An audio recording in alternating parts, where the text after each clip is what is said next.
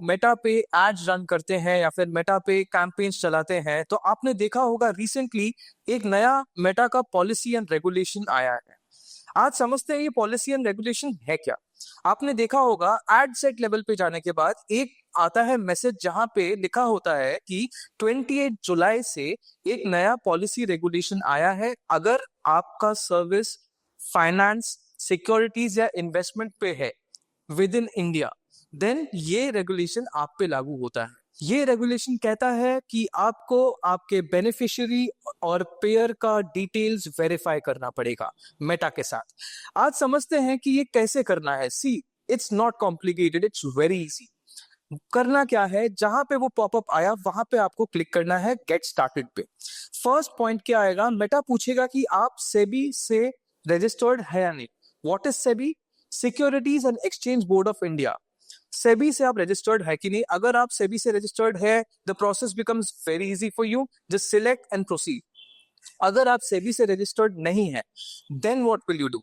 उसके बाद आप वहां पे लिखेंगे no I am not registered with SEBI and then click on next. उसके बाद मेटा आपसे कुछ आपके इंफॉर्मेशन मांगेगा।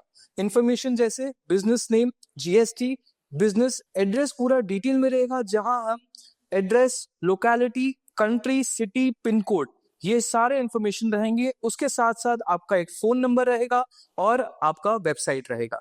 ये सारे इंफॉर्मेशन जब आप प्रोवाइड करेंगे मेटा को, मेटा उसी टाइम पे अपने बैकएंड पे रिकॉर्ड्स चेक करेगा, लिस्टिंग्स चेक करेगा, और अगर आपका रिकॉर्ड वहां पे मिलता है तो वो आपके रिकॉर्ड्स को शो करेगा, लिस्टिंग को शो करेगा।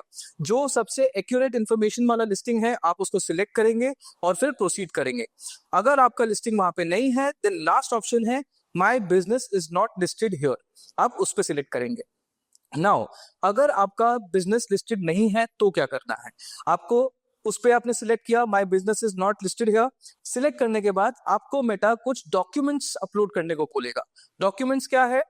Documents to verify business name. उसमें आएगा जीएसटी सर्टिफिकेट और इन सर्टिफिकेट ऑफ इनकॉर्पोरेशन आएगा।